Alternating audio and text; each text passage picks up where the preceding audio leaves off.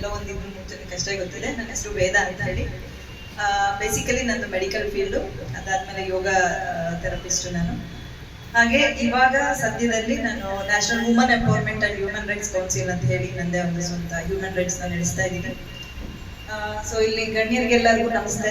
ಹಾಗೆ ಇಲ್ಲಿ ಸ್ವತಂತ್ರ ದಿನಾಚರಣೆಯ ಅರಿವು ಮೂಡಿಸಲು ಬಂದಿರುವಂತ ನಿಮಗೆಲ್ಲರಿಗೂ ಹೃತ್ಪೂರ್ವಕವಾದಂತ ಅಭಿನಂದನೆಗಳು. ಯಾಕಂತಂದ್ರೆ ರಜಾ ಸಿಕ್ಕಿದೆ, ಆಗಸ್ಟ್ 15 ನಾಳೆ ಸಂಡೇ.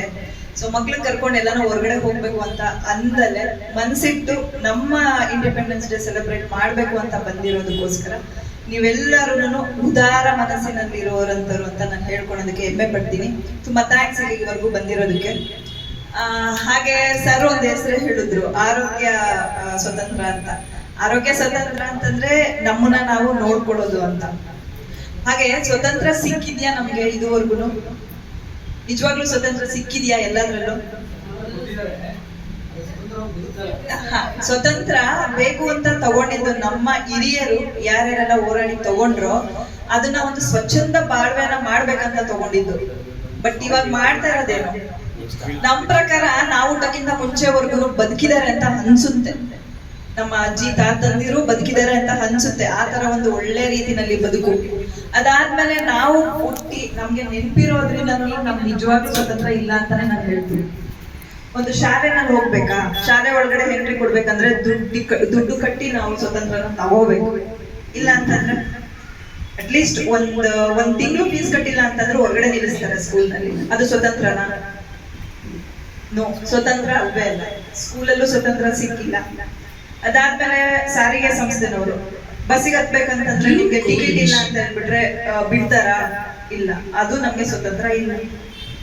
ಸ್ವಂತ ವೆಹಿಕಲ್ ಅಲ್ಲಿ ಓಡಾಡ್ತೀರಾ, ನೀವೇನಾದ್ರೂ ಟ್ಯಾಕ್ಸ್ ಕಟ್ಟಿಲ್ಲ ಅಂದ್ರೆ ಓಡಾಡಕ್ ಆಗುತ್ತಾ? ಅಲ್ಲೂ ನಮಗೆ ಸ್ವತಂತ್ರ ಇಲ್ಲ. ನಾವು ದುಡಿಮೆ ಮಾಡಿ, ನಾವು ಕಾರ್ ತಗೊಂಡು, ನಾವು ಬೈಕ್ ತಗೊಂಡ್ರು ನಮ್ಗೆ ಸ್ವತಂತ್ರವಾಗಿ ಓಡಾಡಕ್ ಆಗ್ತಾ ಇಲ್ಲ. ಮಾಡಿರೋದು ಯಾರು ಬೇರೆ ಇರಲ್ಲ, ನಾವೇ. ಟೋಲ್ ಕಟ್ಟಿಲ್ಲ ಅಂದ್ರೆ ಮುಂದಕ್ಕೆ ಬಿಡಲ್ಲ, ಅದು ಸ್ವತಂತ್ರ ಇಲ್ಲ ನಮ್ಗೆ. ಅದು ಕರೆಕ್ಟ್ ಆಗಿದೆ ಅಲ್ವಾ ಮೇಡಮ್? ನೀವು ರೋಡಲ್ಲೆಲ್ಲ ನಿಲ್ಲಿಸ್ಬಿಟ್ರೆ ಓಡಾಡೋರಿಗೆ ಜಾಗ ಎಲ್ಲಿಂದ ಸಿಗ್ಬೇಕು? ಮನೆ ಮುಂದೆ ಅಂದ್ರೆ ನೀವೊಂದು ಕಾಂಪೌಂಡ್ ಒಳಗಡೆ ನಿಲ್ಲಿಸ್ಕೊಳೋ ತರ ಮಾಡ್ಕೊಳ್ಳಿ ಅಲ್ವಾ? ಹೇಳೋದು ಅದೇನೆ ನಿಮ್ಗೆ. ಈಚೆ ಯಾಕೆ ನಿಲ್ಲಿಸ್ತೀರಾ? 4 ಜನ ಓಡಾಡೋದಕ್ಕೆ ನೀವ್ ಯಾಕೆ ತೊಂದರೆ ಕೊಡ್ತೀರಾ? ಅದಕ್ಕೆ ಫೈನ್ ಹಾಕ್ತೀರಾ. ಅದು ನಾವೇ ಮಾಡ್ಕೊಂಡಿರೋದು ಮೇಡಮ್. ನಮ್ಗೆ ಇದು ಬೇಕು, ಆ ಜಾಗನು ನಮ್ದೇ, ರೋಡು ನಮ್ದೇ, ನನ್ ಮನೆ ಮುಂದೆ ನಿಲ್ಸ್ತೀನಿ ಅನ್ನೋದು ನಾವೇ. ಮತ್ತೆ ಅವ್ರಿಗೆ ಯಾಕೆ ಎಲ್ಲದಕ್ಕೂ ತಪ್ಪು ಅಂತ ಯಾರು ಹೇಳಕ್ ಆಗೋದಿಲ್ಲ. ಸೊ ಇನ್ನೊಂದೇನಂತಂದ್ರೆ, ಸ್ವತಂತ್ರ ಕೊಟ್ಟ ಆದ್ಮೇಲೆ ಯಾವ ರೀತಿ ಸ್ವತಂತ್ರ ಪಡ್ಕೋತಿದ್ದಾರೆ ಅಂತಂದ್ರೆ, ಈಗಿನ ಜನರೇಷನ್ ಅವರು ನೈಟ್ 12 ಗಂಟೆಗೆ ನಮಗೆ ಸ್ವತಂತ್ರ ಸಿಕ್ಕಿದೆ, ನಾವು ಸ್ವತಂತ್ರವಾಗಿ ಓಡಾಡ್ಬೇಕು. ಓಡಾಡು, ನಿನ್ ಮೇಲೆ ಅತ್ಯಾಚಾರ ಆಗುತ್ತೆ. ಗಂಡ್ಮಗ್ ಇವಾಗ ಸ್ವತಂತ್ರ ಭಾರತನಪ್ಪ ಇದು, ಗಂಡ್ಮಗನ ಈಚೆ ಬಿಡು, ಓಡಾಡ್ಲಿ ಬಿಡಿ. ಕುಡ್ಕೊಂಡು ಯಾರೋ ಏನೋ ಮಾಡ್ಬಿಟ್ಟು ಬರ್ತಾನೆ, ಜೈಲಲ್ಲಿ ಕೂತ್ಕೋತಾನೆ ಮಗ. ಎರಡೂ ಕಡೆ ತಪ್ಪಿದೆ. ಪೇರೆಂಟಿಂಗ್ ಸರಿ ಇಲ್ಲ, ಪೇರೆಂಟ್ಸ್ ತಪ್ಪಾಗಿದ್ದಾರೆ. ಅಜ್ಜಿ ತಾತ ಹೇಳೋದನ್ನ ಕೇಳೋದಕ್ಕೆ ಯಾರು ರೆಡಿ ಇಲ್ಲ. ತಂದೆ ತಾಯಿ ಮಾತನ್ನ ಕೇಳಿಸ್ಕೊಳೋದಕ್ಕೆ ಯಾರು ರೆಡಿ ಇಲ್ಲ. ಯಾಕೆ ಅಂತಂದ್ರೆ ಈಗಿನ ಕಾಲದಲ್ಲಿ ರಾಜಕಾರಣಿಗಳು ಹಿಂಗ್ ನಡ್ಕೊಂತಾ ಇದ್ದಾರೆ. ಸಾರಿ,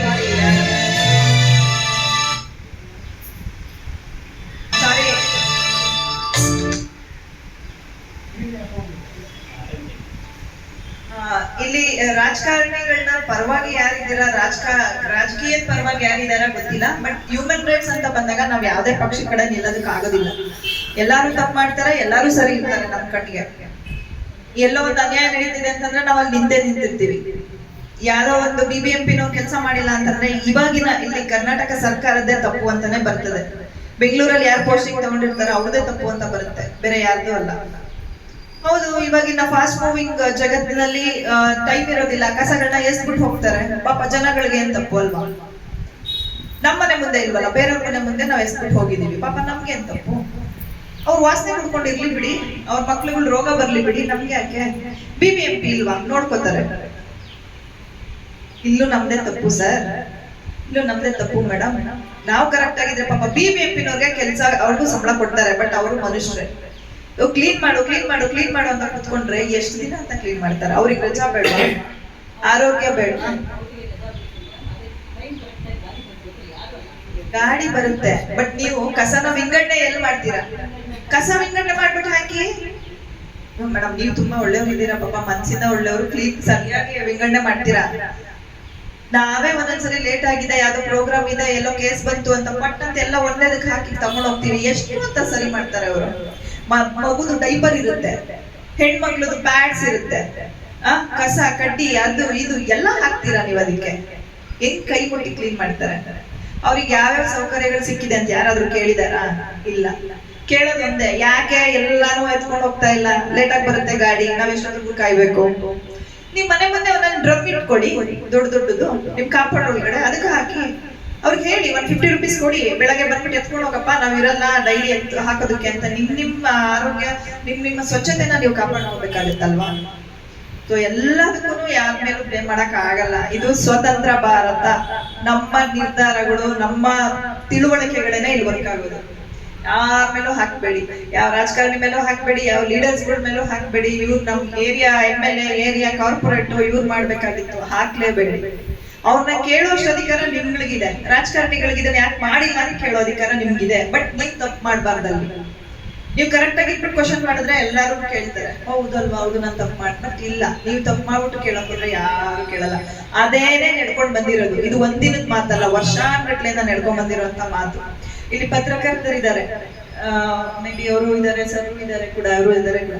ಯಾಕೆಂದ್ರೆ ಅವ್ರಿಗೂ ಅರ್ಥ ಆಗುತ್ತೆ ಯಾವ ನ್ಯೂಸ್ ಹಾಕ್ತಿದೀವಿ, ಎಷ್ಟು ಎಡಿಟ್ ಮಾಡಿದೀವಿ, ಅದನ್ನ ಯಾರ್ದು ಸರಿ ಯಾರ್ದು ತಪ್ಪು, ಎಷ್ಟು ಆಲೋಚನೆ ಮಾಡಿರ್ತಾರೆ, ಎಷ್ಟು ಸಮಾಲೋಚನೆಗಳನ್ನ ನಡೆಸಿರ್ತಾರೆ, ಎಲ್ಲ ಅವ್ರಿಗೆ ಅರ್ಥ ಆಗಿರುತ್ತೆ ಅಲ್ವಾ? ಸೊ ಹಿಂಗಾಗಿ ನಿಮ್ಮ ಮನೆಗಳಲ್ಲಿ ಫಸ್ಟ್ ಸ್ವತಂತ್ರನ ಹೆಂಗ್ ತಗೋಬೇಕು ಅನ್ನೋದನ್ನ ನೀವು ಕೂತ್ಕೊಂಡು ಮಾತಾಡಿ ನಿರ್ಧಾರ ಮಾಡೋವರೆಗೂ ದೇಶಕ್ಕೆ ಸ್ವತಂತ್ರ ಸಿಗಲ್ಲ. ದೇಶ ಬೇಡ ಮೇಡಮ್, ನಮ್ ಬೆಂಗಳೂರಿಗೆ ಸ್ವತಂತ್ರ ಸಿಗಲ್ಲ.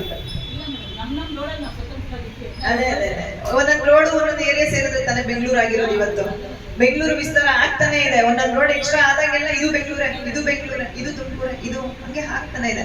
ಬಟ್ ತುಮಕೂರು ಸೈಡ್ ಹೋಗಿ ನೋಡಿ ಎಷ್ಟು ಕ್ಲಿಯರ್ ಆಗಿದೆ ಇವಾಗ ಏರಿಯಾಗಳು. ನಾನು ತುಮಕೂರಲ್ಲೇ ಹುಟ್ಟಿ ಬೆಳೆದೋಳು. ಬಟ್ ಫಸ್ಟ್ ನಾನು ಕಾಲೇಜಲ್ಲಿ ಓದ್ಬೇಕಾದ್ರೆ ಮಾಡಿರೋದು ಇವಾಗ ಎಷ್ಟು ಚಿಕ್ಕ ಚಿಕ್ಕ ಊರುಗಳಲ್ಲಿ ಕ್ಲಿಯರ್ ಆಗ್ತಾ ಇದೆ, ದೊಡ್ಡ ದೊಡ್ಡ ನಗರಗಳಲ್ಲಿ ಕ್ಲಿಯರ್ ಆಗೋದು ತುಂಬಾ ಕಷ್ಟ ಇದೆ. ಅದಕ್ಕೆ ಜನಗಳೇನೆ ಅವೇರ್ನೆಸ್ ಬೇಕು. ಅದಕ್ಕೆ ನಾವು ಅವೇರ್ನೆಸ್ ಪ್ರೋಗ್ರಾಮ್ಗಳು ತುಂಬಾನೇ ಮಾಡ್ತಾ ಇದೀವಿ.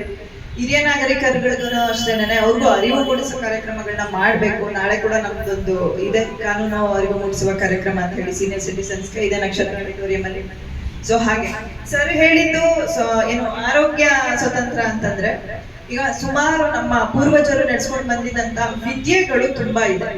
ಯೋಗ ಆಗಿರ್ಬೋದು, ಮೆಡಿಟೇಷನ್, ಜ್ಞಾನ ಆಗಿರ್ಬೋದು, ಧ್ಯಾನ ಆಗಿರ್ಬೋದು, ನಾಲೆಡ್ಜ್ ಬಗ್ಗೆ ತಿಳ್ಕೊಳೋದಾಗಿರ್ಬೋದು, ಊಟದ ಪದ್ಧತಿ ಆಗಿರ್ಬೋದು, ಆಯುರ್ವೇದ ಆಗಿರ್ಬೋದು, ಇದನ್ನೆಲ್ಲ ಮೀರಿ ನಿಂತಾಗ ಕೆಲವೊಂದು ವಿದ್ಯೆಗಳು ಹೊಸದಾಗಿ ಇನ್ವೆನ್ಷನ್ ಆಗಿಲ್ಲ, ಫಸ್ಟ್ ಇಂದ 200 years ಇಂದ ಇದೆ. ಬಟ್ ಇವಾಗ ಅದೆಲ್ಲ ನಮ್ಮ ಅರಿವಿಗೆ ಬರ್ತಾ ಇದೆ. ಅದರಲ್ಲಿ ಒಂದೇನಂದ್ರೆ ಮೆಡಿಟೇಷನ್ ಥೆರಪಿ, ಯೋಗ ಥೆರಪಿ, ಅದಾದ್ಮೇಲೆ ಕ್ರಿಯಾಗಳು, ಜಲಕ್ರಿಯಾ, ವಾಯುಕ್ರಿಯಾ, ಈ ತರ ಎಲ್ಲ ಸುಮಾರಿದೆ. ಸೊ ಇದನ್ನ ಬಿಟ್ರೆ ನನ್ನ ಒಂದು ಅಚ್ಚುಮೆಚ್ಚಿನ ವಿದ್ಯೆ ಅಂತ ಬಂದಾಗ reiki healing. On the spot ಅಲ್ಲಿ ನೀವೇನು ಕಾಲ್ ನೋವಿದ್ಯಾ, ಕೈ ನೋವಿದ್ಯಾ, ಅದನ್ನೆಲ್ಲ ಸರಿ ಮಾಡಿಸ್ಕೋಬಹುದು ಅಂದ್ರೆ ರೇಖಿ ಹೀಲಿಂಗು ತುಂಬಾನೇ ಚೆನ್ನಾಗಿ ವರ್ಕ್ ಆಗುತ್ತೆ. ಅದನ್ನ ಒಳ್ಳೆ ರೀತಿಯಲ್ಲಿ ಪ್ರಾಕ್ಟೀಸ್ ಮಾಡ್ತಾರಂತ ರೇಖಿ ಪ್ರಾಕ್ಟೀಷನರ್ ಹತ್ರ ಹೋದ್ರೆ ನಿಮ್ಗೆ ಏನ್ ಪ್ರಾಬ್ಲಮ್ಸ್ ಇದೆ, ಮೆಂಟಲ್ ಇಶ್ಯೂಸ್ ಇಂದ ಹಿಡಿದು ನಿಮ್ ರಿಲೇಶನ್ಶಿಪ್ ಇಂದ ಹಿಡಿದು, ಅಂದ್ರೆ ಮಕ್ಕಳು ಸಂಬಂಧ ಇರ್ಬೋದು, ಅಮ್ಮ ಅಪ್ಪನ ಸಂಬಂಧ, ಫ್ರೆಂಡ್ಶಿಪ್ ಅಲ್ಲಿ ಎಲ್ಲದನ್ನು ಕ್ಲಿಯರ್ ಮಾಡುವಂತ ಶಕ್ತಿ ರೇಖಿಗಿದೆ. ರೇಖಿ ಬಂದು ನಮ್ಮ ಇಂಡಿಯಾದಲ್ಲೇ ಬಂದಿಲ್ಲ, ಹುಟ್ಟಿಲ್ಲ ಅಂತಂದ್ರು, ಬೇರೆ ಕಡೆ ಹುಟ್ಟಿದ್ರು, ನಮ್ಮ ಬೆಂಗಳೂರಲ್ಲಿ ಅಥವಾ ನಮ್ಮ ಕರ್ನಾಟಕ, ನಮ್ಮ ಇಂಡಿಯಾದಲ್ಲಿ ಇದನ್ನ ಫಾಲೋ ಮಾಡ್ತಾ ಇರೋರು ತುಂಬಾ ಜನ ಇದ್ದಾರೆ. ರೇಖಿ ಬಗ್ಗೆ ಯಾರಿಗೆ ಎಷ್ಟು ಗೊತ್ತಿದೆಯೋ ಇಲ್ಲೋ ಗೊತ್ತಿಲ್ಲ. ಬಟ್ ಇದೊಂದು ಎನರ್ಜಿ ಹೀಲಿಂಗ್ ಟೆಕ್ನಿಕ್ಸ್. ನಮ್ಮ ಬಾಡಿನಲ್ಲಿ ಇರುವಂತ ಎನರ್ಜಿ, ಈಗ ನಮ್ಮ ಒಳಗಡೆನೆ ಪರಮಾತ್ಮ ಇರ್ತಾರೆ, ಅದನ್ನ ಜಾಗೃತಿ ಮಾಡಿದಾಗ ನಾವು ಕೂಡ ಪರಮಾತ್ಮನಂತೆ ಯಾರು ಬದುಕೋದಕ್ಕೆ ಆಗೋದಿಲ್ಲ. ವಿವೇಕಾನಂದ ಸ್ವಾಮಿಗಳವ್ರು ಇರ್ಬೋದು, ನಮ್ಮ ಡಾಕ್ಟರ್ ಶಿವಕುಮಾರ್ ಸ್ವಾಮಿಗಳವ್ರು ಇರ್ಬೋದು, ಇವರೆಲ್ಲ ಏನಕ್ಕೆ ದೇವತಾ ಮನುಷ್ಯರು ಅಂತ ಅನ್ನಿಸ್ಕೊಂಡ್ರು ಅಂತಂದ್ರೆ ಅವ್ರ ಒಳಗಡೆ ಇರುವಂತ ಪರಮಾತ್ಮನ ಅವರು ಜಾಗೃತ ಪಡಿಸ್ಕೊಂಡ್ರು. ಯಾವ್ದ್ರಿಂದ? ಯೋಗದಿಂದ, ಧ್ಯಾನದಿಂದ, ಅವ್ರಿಗಿರುವಂತ ತಾಳ್ಮೆಯಿಂದ. ಸೊ ಈ ರೀತಿ ಒಂದೆರಡು ಟೆಕ್ನಿಕ್ಸ್ ನ ಯೂಸ್ ಮಾಡ್ಕೊಂಡ್ರೆ ನಿಮ್ಮ ಮನೆಯಲ್ಲಿ ಡಾಕ್ಟರ್ ಅವಶ್ಯಕತೆನೇ ಇರೋದಿಲ್ಲ, ಒಂದು ಗುಳಿಗೆನ ನುಂಗುವಷ್ಟು ಅವಶ್ಯಕತೆನೂ ಇರೋದಿಲ್ಲ. ಸೊ ಅದರಲ್ಲಿ ಒಂದು ರೇಖಿ ಹೀಲಿಂಗ್. ಆಕ್ಚುಲಿ ನಾನು